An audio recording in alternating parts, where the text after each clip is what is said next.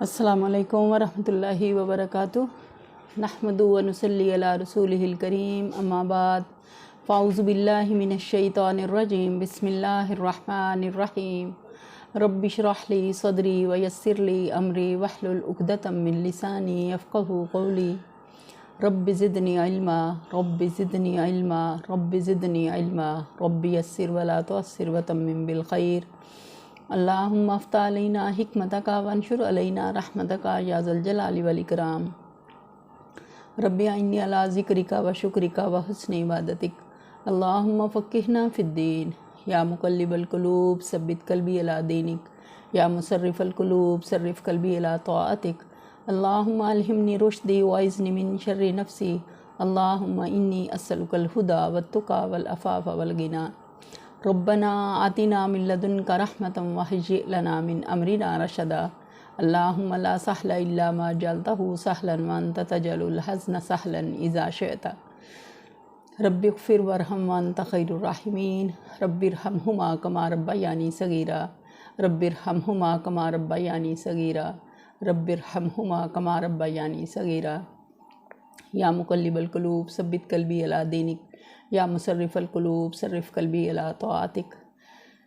ہم پڑھ رہے تھے، ہم نے آیت نمبر 51 تک کل اپنا لیسن کمپلیٹ کیا تھا، جس میں ہم بنی اسرائیل کے واقعات پڑھ رہے ہیں۔ بنی اسرائیل یعقوب علیہ السلام کی قوم تھی، وہ ایسی قوم تھی جس میں اللہ تعالیٰ نے پے در پہ بہت زیادہ انبیاء بھیجے، لیکن اس قوم کو کیا ظلم تھا کہ اس نے کہا کہ ان میں آخرت کے متعلق ان کے عقیدے میں بڑی خرابی آ گئی تھی۔ وہ سمجھتے تھے ہم چوزن پیپل ہیں، ہم چنے ہوئے لوگ ہیں، اور اس میں کوئی شک نہیں، اللہ نے ان کو چنا تھا۔ ساری قوموں میں سے بنی اسرائیل قوم کو اللہ نے چنا اور ان میں انبیاء بھیجے، انہیں کتابیں دیں، صحیفے دیے، لیکن انہوں نے اپنے آپ کو اس بات کو اپنے لیے کیسے لیا کہ ہم چونکہ انبیاء کی اولاد میں سے ہیں، اس لیے ہم جیسے بخشائے کہ ہمیں عذاب نہیں پہنچے گا، جہنم کی آگ ہمیں نہیں چھوئے گی، اگر ہم گئے بھی تو گنتی کے چند دن۔ تو قرآن میں ایسا اللہ نے کوئی وعدہ نہیں کیا کہ ہم کچھ نہ کریں، صرف کلمہ پڑھ لینا کافی ہو۔ نبی صلی اللہ علیہ وسلم نے اپنی زندگی میں اپنی بیٹی کا نام لے کے کہتے ہیں، فاطمہ مجھ سے جو لینا ہے دنیا میں لے لو، آخرت میں میرا نبی ہونا تمہارے کچھ کام نہیں آئے گا۔ اپنی پھپھو صفیہ کا نام لے کے کہتے ہیں کہ آپ نے جو لینا ہے اپنے بھتیجے سے دنیا میں لینے، آخرت میں میرا نبی ہونا آپ کے کام نہیں آئے گا۔ اور ہم دیکھتے ہیں کہ جن قوموں پہ عذاب آیا، جیسے حضرت نوح علیہ السلام کی قوم، تو ان کا بیٹا ان کی آنکھوں کے سامنے کر کھو گیا، نبی کی اولاد ہونا اس کو کچھ فائدہ نہ دیا، جبکہ وہ اللہ کا نافرمان تھا۔ اس وقت میں حضرت نوح بیٹا تھا نا، تو باپ کے دل میں ظاہر ہے اس کی شفقت تھی، تو اللہ سے دعا کرتے ہیں کہ اللہ تو نے تو کہا تھا کہ میرے اہل جو ہیں وہ بچ جائیں گے، تو میرا بیٹا، اس کے بارے میں اللہ تعالیٰ نے سوال کیا، تو اللہ تعالیٰ کیا کہتے ہیں کہ تمہارا بیٹا، مطلب اس کا جو کام تھے وہ صالح نہیں تھے، نیک نہیں تھے، اللہ کے راستے پر وہ نہیں تھا۔ تو اللہ تعالیٰ نے ان کو وہیں روک دیا نوح علیہ السلام کو کہ اس کے بارے میں مجھ سے کوئی بات نہ کرنا جس کے بارے میں تجھے علم نہیں۔ تو نوح علیہ السلام نے بھی فوراً اللہ سے توبہ کی، اور بنی اسرائیل کے سامنے اللہ تعالیٰ نے ان کو فرعون کے عذاب سے، فرعون کی ساری جو اس کی سازشیں تھیں، اس کی چالیں تھیں، ان سے نجات دی، اور ان کے آنکھوں کے سامنے اللہ نے فرعون کو اور اس کی ساری آل کو غرق کر دیا۔ اتنی بڑی نشانی دیکھنے کے باوجود بھی وہ قوم کیا ہوا کہ جب موسیٰ علیہ السلام کو اللہ تعالیٰ نے کوہ طور پر بلایا تو انہوں نے بچڑے کو پیچھے معبود بنا لیا۔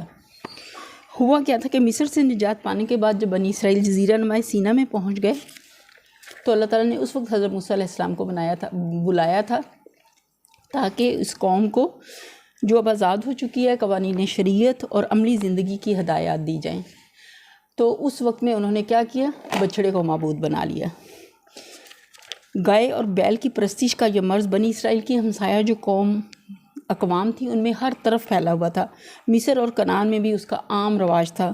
حضرت یوسف کے بعد بنی اسرائیل جب انحطاط میں مبتلا ہوئے اور رفتہ رفتہ قبطیوں کے غلام بن گئے، تو انہوں نے جہاں دوسری امراض ان کے اندر آئیں، وہاں یہ چیز بھی انہوں نے اپنے حکمرانوں سے لے لی کہ بچڑے کو کوئی چیز سمجھ بیٹھے اور معبود بنا لیا۔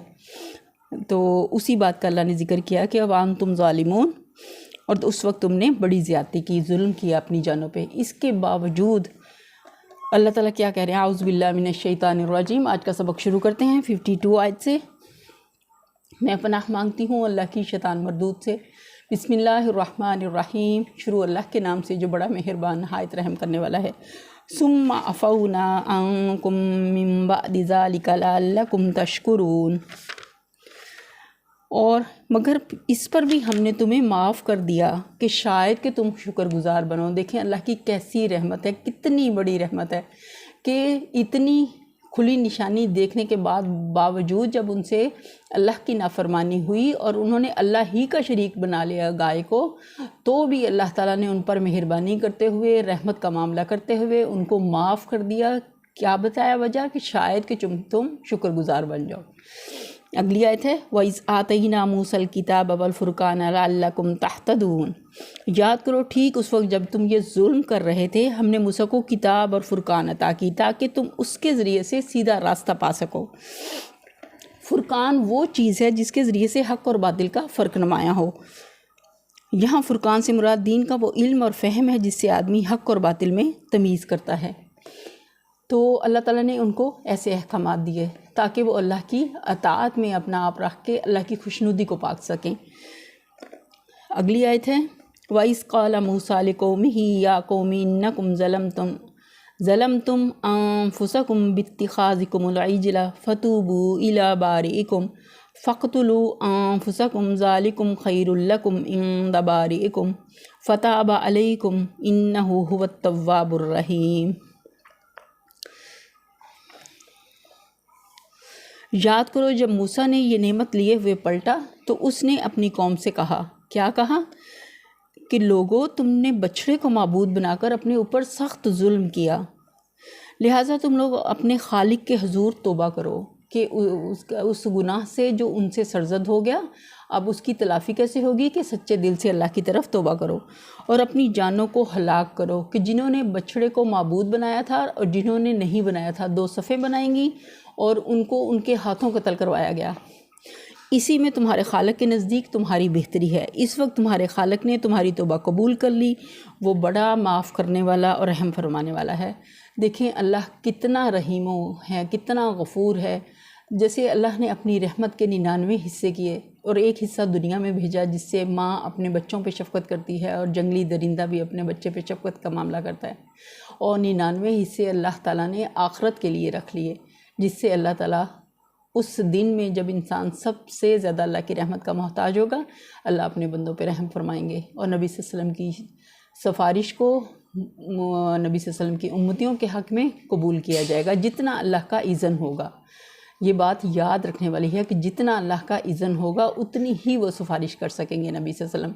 ہمیں اس بات میں کو لے کے کہ ہم نبی صلی اللہ علیہ وسلم کے امتی ہیں، بالکل اسی طرح جس طرح یعقوب علیہ السلام کی قوم بنی اسرائیل اس ظلم میں مبتلا ہو گئی تھی اور اپنے آپ کو اس بات میں فخر محسوس کرتے تھے کہ ہم انبیاء کی اولاد ہیں، تو ہم جیسے اللہ کے عذاب سے بچ جائیں گے، تو ہم بھی ایسے ہی، ہمارے اندر بھی یہ ایسے عقیدے اور پائے جاتے ہیں کہ ہم سمجھتے ہیں ہم نبی صلی اللہ علیہ وسلم کی امت میں سے ہیں، کہ نبی صلی اللہ علیہ وسلم آخری نبی ہیں، لیکن نبی صلی اللہ علیہ وسلم نے کیا بتایا کہ قیامت میں جب حساب کتاب ہوگا تو سب سے پہلے میری امت کا حساب ہوگا۔ اور قرآن جیسے میں نے آپ کو کل بھی بتایا کہ بابرکت کتاب بابرکت مہینے میں نازل ہوئی اور اس انسان پر نازل ہوئی، محمد صلی اللہ علیہ وسلم جن کو اللہ تعالیٰ نے متقین تمام انبیاء کی امامت کروائی جب معراج کے موقع پہ انہوں نے امامت کی بیت المقدس میں، اور جس شہر مکہ میں نازل ہوا، جس سرزمین میں نازل ہوا، وہ بھی سب زمینوں سے افضل برکت بابرکت والی، جہاں اللہ کا گھر بھی ہے۔ تو اللہ تعالیٰ کہتے ہیں کہ تم نے بچڑے کو معبود بنا کے اپنی جانوں پہ بہت زیادہ ظلم کیا، پھر لہٰذا تم اپنے خالق کے حضور توبہ کرو اور اپنی جانوں کو ہلاک کرو، اسی میں تمہارے خالق کے نزدیک تمہاری بہتری ہے۔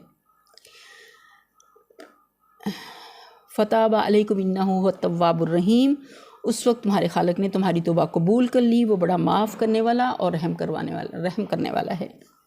وَإِذْ قُلْتُمْ، اور جب تم نے کہا، یا موسیٰ، اے موسیٰ، لن نؤمن لک حتی نری اللہ جہرۃ فأخذتکم الصاعقۃ وانتم تنظرون، کہ ہم تمہارے کہنے کا ہرگز یقین نہ کریں گے جب تک کہ اپنی آنکھوں سے علانیہ اللہ کو تم سے کلام کرتے ہوئے نہ دیکھ لیں۔ اس وقت کیا ہوا کہ تمہارے دیکھتے دیکھتے ایک زبردست کڑک یا سائکے نے تم کو آ لیا۔ موسیٰ علیہ السلام کو جب اللہ تعالیٰ نے احکامات دیے اور انہوں نے آ کے اپنی قوم کو بتایا، اللہ تعالیٰ نے موسیٰ علیہ السلام سے کہا تھا کہ جب کوہ طور پہ آئے ان کو بلایا تو انہیں کہا کہ اپنی قوم میں سے 70 اپنے ایسے نمائندے بھی ساتھ لیتے آئیں۔ تو وہ اپنے مختلف گروہوں میں سے حضرت موسیٰ علیہ السلام 70 نمائندوں کو اپنے ساتھ لے کے گئے۔ تو جب اللہ تعالیٰ نے ان کو احکامات دیے تو موسیٰ علیہ السلام نے ان کے سامنے ان کو رکھا کہ اللہ نے مجھے یہ احکامات دیے ہیں۔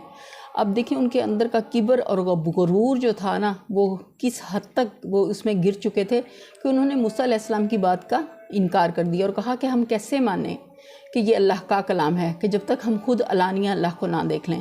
تو اللہ تعالیٰ کو ان کی اس بات پہ اللہ تعالیٰ سخت غضبناک ہوئے اور ان کو ایک کڑک نے آ پکڑا اور وہ موت کے منہ میں چلے گئے۔ پھر موسیٰ علیہ السلام نے اللہ تعالیٰ سے دعا کی کہ اللہ تو اگر چاہتا تو ان کو پہلے ہی موت دے دیتا، اب میں اپنی قوم کو جا کے کیا منہ دکھاؤں گا کہ اتنے 70 لوگ اگر ان کی قوم کے ایک دم سے ہلاک ہو جائیں تو ظاہر ہے کتنا بڑا فتنہ اٹھنے کا خدشہ تھا۔ تو موسیٰ علیہ السلام کی دعا اللہ نے ان کے حق میں قبول کی اور ان کو دوبارہ زندگی دی۔ ثم بعثناکم، اسی بات کا ذکر اللہ تعالیٰ کر رہے ہیں، ثم بعثناکم من بعد موتکم لعلکم تشکرون، تم بے جان ہو کر گر چکے تھے، پھر ہم نے تم کو جلا اٹھایا شاید کہ اسی احسان کے بعد تم شکر گزار بن جاؤ۔ کہ پورے قرآن کا خلاصہ اگر ہم دیکھیں تو وہ لفظ الحمدللہ، کہ اللہ کی تعریف کے ساتھ اللہ کا شکر، ہاں ہر حال میں۔ نبی صلی اللہ علیہ وسلم بھی کیا ہمیں تعلیم دی، الحمدللہ علی کل حال۔ ایک ساتھی جو بہت زیادہ فقر نے ان کو آ لیا تھا، تو وہ اپنی بیوی سے ایک دفعہ کہتے ہیں کہ میں نبی صلی اللہ علیہ وسلم کے پاس جا کر اس بات کا ذکر کرتا ہوں۔ تو ان کی بیوی اتنی سمجھدار تھی تو انہوں نے کہا کہ کیا آپ نبی صلی اللہ علیہ وسلم کے پاس جا کے اللہ کی شکایت کریں گے؟ ہمیں یہ بات زیب نہیں دیتی، ہمیں ایسا نہیں کرنا چاہیے، جس حال میں بھی اللہ رکھے ہمیں شکر کرنا ہے، صبر کرنا ہے۔ تو دیکھیں کتنی سمجھدار خاتون تھیں، اپنے شوہر کی کتنی بہترین رہنمائی کی انہوں نے۔ تو یہاں بھی اللہ تعالیٰ کہہ رہے ہیں کہ اس احسان کے بعد شاید کہ تم شکر گزار بن جاؤ، کہ جو شکر گزار ہیں اللہ کو شکر گزاری بہت پسند ہے۔ قرآن پاک میں ہی آتا ہے کہ اگر تم شکر کرو گے لَإِن شَكَرْتُمْ لَأَزِيدَنَّكُمْ، اگر تم شکر کرو گے تو میں اور زیادہ دوں گا۔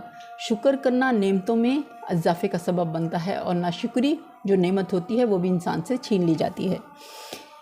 اگلی آیت ہے وَظَلَّلْنَا عَلَيْكُمُ الْغَمَامَ وَأَنزَلْنَا عَلَيْكُمُ الْمَنَّ وَالسَّلْوَىٰ كُلُوا مِن طَيِّبَاتِ مَا رَزَقْنَاكُمْ وَمَا ظَلَمُونَا وَلَٰكِن كَانُوا أَنفُسَهُمْ يَظْلِمُونَ، اور ہم نے تم پر ابر کا سایہ کیا جب جزیرہ نمائے سینا میں، جہاں دھوپ سے بچنے کے لیے کوئی جائے پناہ میسر نہ تھی، ہم نے تمہارے اوپر بادلوں کا سایہ کیا۔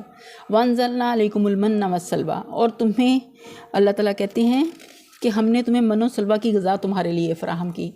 یہ آسمان سے اللہ نے ایسا ان کو رزق دیا اور تم سے کہا کہ جو پاک چیزیں ہم نے تمہیں بخشی ہیں انہیں کھاؤ، مگر تمہارے بزرگوں نے جو کچھ کیا وہ ہم پر ظلم نہ تھا بلکہ انہوں نے اپنے آپ ہی پر ظلم کیا۔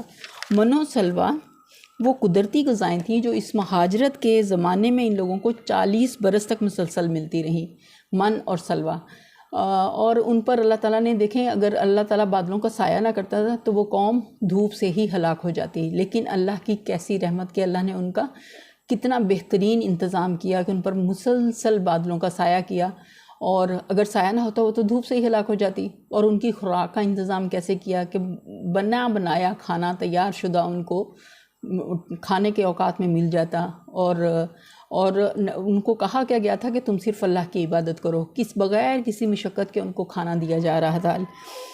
تو اسی نعمت کا اللہ تعالیٰ ذکر کر رہے ہیں، لیکن اس پر بھی انہوں نے شکر گزار نہیں ہوئے بلکہ ناشکری ہی کی، اور کیا کہتے ہیں وَإِذْ قُلْنَا ادْخُلُوا هَٰذِهِ الْقَرْيَةَ فَكُلُوا مِنْهَا حَيْثُ شِئْتُمْ رَغَدًا وَادْخُلُوا الْبَابَ سُجَّدًا وَقُولُوا حِطَّةٌ نَغْفِرْ لَكُمْ خَطَايَاكُمْ وَسَنَزِيدُ الْمُحْسِنِينَ۔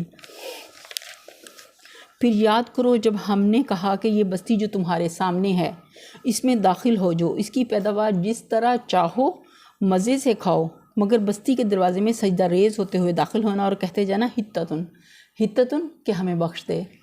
اور ہم تمہاری خطاؤں سے درگزر کریں گے اور نیکوکاروں کو مزید فضل و کرم سے نوازیں گے۔ کہ نبی صلی اللہ علیہ وسلم جب نبی صلی اللہ علیہ وسلم نے مکہ فتح کیا تھا تو اللہ کے رسول بھی مکہ میں کیسے داخل ہوئے تھے کہ نبی صلی اللہ علیہ وسلم کی داڑھی اتنا زیادہ اپنے آپ کو جھکایا ہوا تھا کہ ان کی داڑھی مبارک ان کے جانور کی کوہان سے چھو رہی تھی، کوہان کو چھو رہی تھی، اتنا زیادہ اپنے آپ کو جھکایا ہوا تھا۔ اور انہوں نے ان سارے لوگوں کے ساتھ، اہل مکہ کے لوگوں نے جو دور جاہلیت میں مسلمانوں کے ساتھ جتنا ظلم و ستم کیا تھا، اللہ کے رسول نے اس وقت میں جب پورا اختیار تھا ان کے پاس ان سے بدلہ لینے کا، نبی صلی اللہ علیہ وسلم نے ان سب کے ساتھ کیا معاملہ کیا کہ سب کو معاف کر دیا۔ تو ان کو بھی یہی، اس قوم کو بھی اللہ تعالیٰ اسی بات کی تلقین کر رہے ہیں کہ تم انکساری کے ساتھ اندر داخل ہونا اور حتتن کہنا کہ اللہ تو ہمیں بخش دے تو میں تمہاری خطاؤں کو درگزر کر دوں گا۔ لیکن دیکھیں اس قوم میں بگاڑ کس حد تک آیا ہوا تھا کہ انہوں نے اس لفظ کو ہی بدل دیا، ہنتتن کہتے ہوئے اور اکڑتے ہوئے اس بستی میں داخل ہوئے، جس کا مطلب ہے کہ ہمیں دانے دیں یا گندم دیں، اس طرح کے کچھ معنی نا۔ فبدل، اگلی آیت میں اللہ تعالیٰ اس کا ذکر کر رہے ہیں، فبدل الذین ظلموا قولا غیر الذی قیل لهم فانزلنا علی الذین ظلموا رجزا من السماء بما کانوا یفسقون۔ مگر جو بات کہی گئی تھی ظالموں نے اسے بدل کر کچھ اور کر دیا، آخرکار ہم نے ظلم کرنے والوں پر آسمان سے عذاب نازل کیا، یہ سزا تھی ان نافرمانیوں کی جو وہ کر رہے تھے۔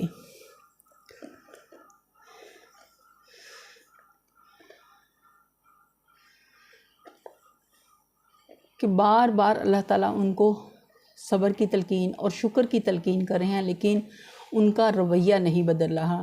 اللہ تعالیٰ انسان کے تائب ہونے سے کتنا زیادہ خوش ہوتے ہیں کہ جیسے کوئی شخص صحرا میں ہو اور اس کا جانور کھو جائے، اور اس کے لیے جب وہ دیکھے کہ اس کا جانور جس پہ اس کا کھانا پینا تھا، گزر بسر کا سارا سامان تھا، وہ سب غائب ہے، تو سمجھیں اس کی ہلاکت تھی اس علاقے میں۔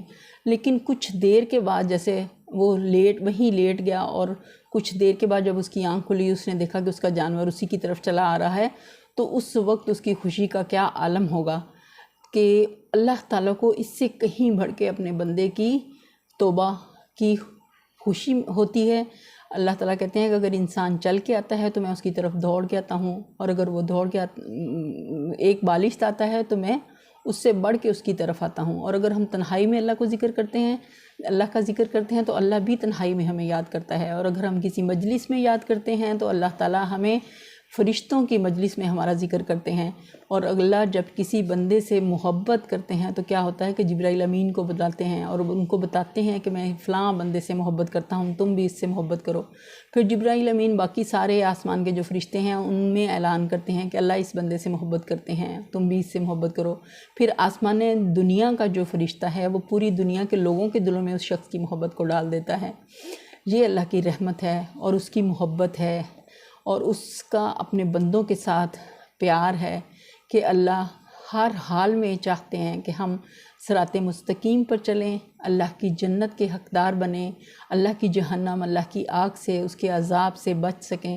ہم اللہ سے دعا کرتے ہیں کہ باری تعالیٰ تو ہمیں ایسا بنا دے، ہمارے دلوں کو اپنا مطیع و فرما بردار بنا دے، ہمارے زبان سے صرف حق بات نکلے، کہ ہر لغو اور بیکار کلمے سے ہمیں نجات دے دے، اور جتنی اخلاقی برائیاں ہمیں جڑ پکڑ گئی ہیں، حسد، بغض، کینہ، چغلی، غیبت، اللہ تو سب سے ہم سچی توبہ کرتے ہیں اس رمضان میں، تو ان ساری چیزوں کو ہم سے دور کر دے اور ہمیں ان سے دور کر دے۔ اے اللہ تو ہماری دعاؤں کو ہمارے حق میں قبول فرما۔